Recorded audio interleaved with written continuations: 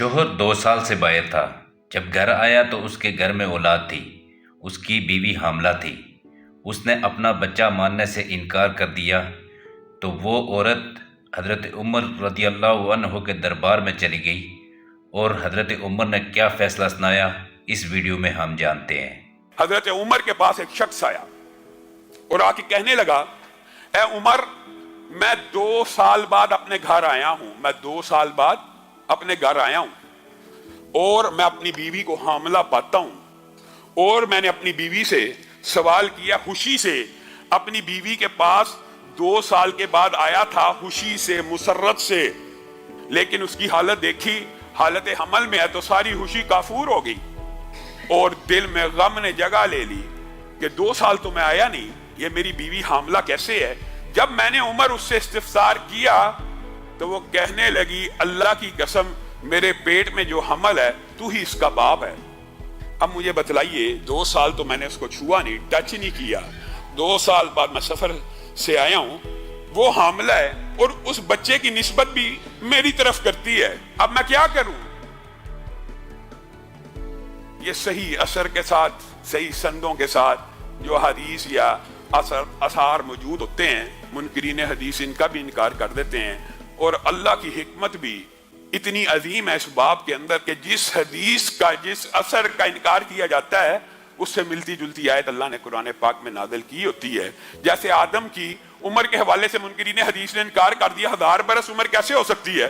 تو قرآن پاک میں اللہ نے نوح کی عمر 950 برس بیان کر دی وغیرہ۔ یعنی جس حدیث کا انکار ہوتا ہے اس سے ملتی جلتی آیت بھی، اس سے ملتا جلتا واقعہ بھی قرآن پاک میں موجود ہوتا ہے۔ اب حضرت عمر نے مشورہ کیا اور ارادہ کیا اس عورت کو رجم کرنے کا، اور حکم دیا اس عورت کو رجم کر دیا جائے۔ کون حکم دے رہا؟ خلیفۃ المسلمین۔ کون حکم دے رہا؟ امیر المومنین۔ کون حکم دے رہا؟ حضرت عمر، جن کے علم و فضل کے دنیا کے سارے امتی قائل ہیں۔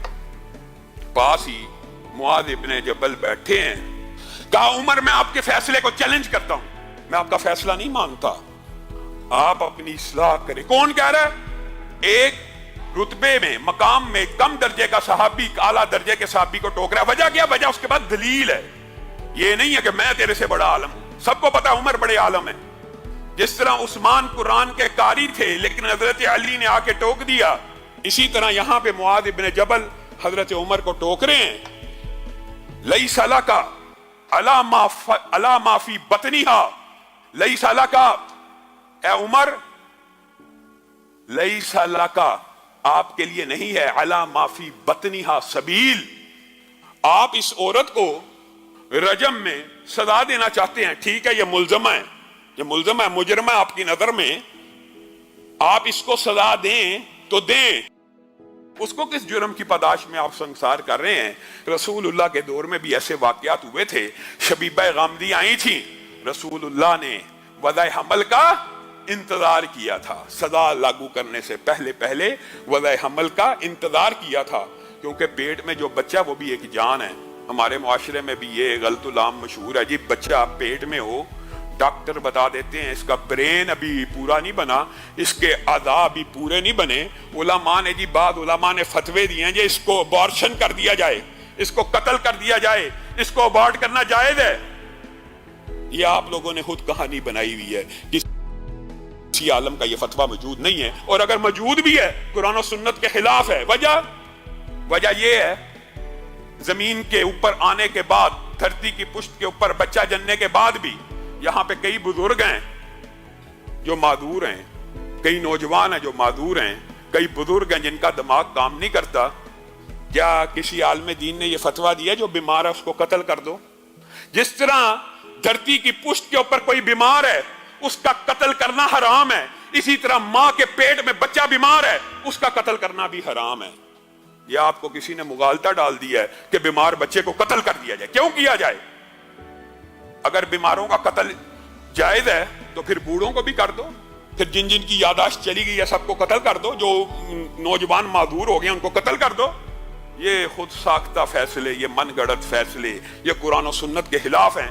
یہی بات معاذ ابن جبل حضرت عمر کو کہہ رہے ہیں، لیس لک علی ما فی بطنہا سبیل، اے عمر، آپ عورت کو رجم کرنا چاہتے ہیں کر لیجئے، उस बच्चे का कोई कसूर नहीं, हम उसको रजम नहीं होने देंगे।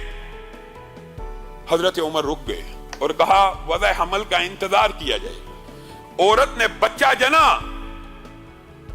औरत ने बच्चा जना, और सही सनद में वजूद है जिस वक्त वो बच्चा जना कद खराजत सनायाहू, जिस वक्त वो बच्चा जना गया वो इतनी बड़ी उम्र का था कि उसके दांत निकल आए हुए थे, उसके दांत निकल चुके थे। और बाप ने उस बच्चे को देखा, कहने लगा अल्लाह की कसम, काबे के रब की कसम, ये तो मेरे ही जैसा है और ये मेरा ही बच्चा है। हजरत उमर तक ये खबर पहुंची।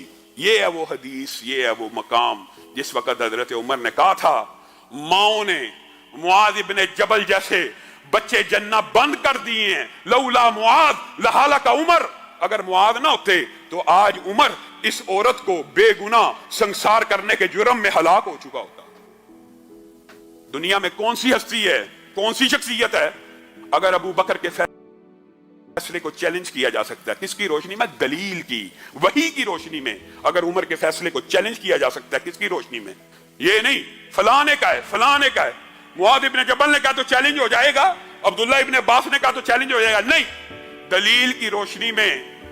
कायनात में कोई उम्मती ऐसा नहीं है जिसके कौल को, जिसके फेल को, जिसके अमल को चैलेंज ना किया जा सके। हाँ, चैलेंज करने के लिए दलील होना जरूरी है, और दलील इस्लाम में वही है, और वही की दो ही किस्में हैं, एक अल्लाह की आयत कुरान है और दूसरा मदीने वाले का फरमान है। बस बात खत्म, क्लियर, वादे बात। उम्मीद है कि आपको वीडियो अच्छी लगी होगी और आपको बहुत कुछ सीखने को मिला होगा।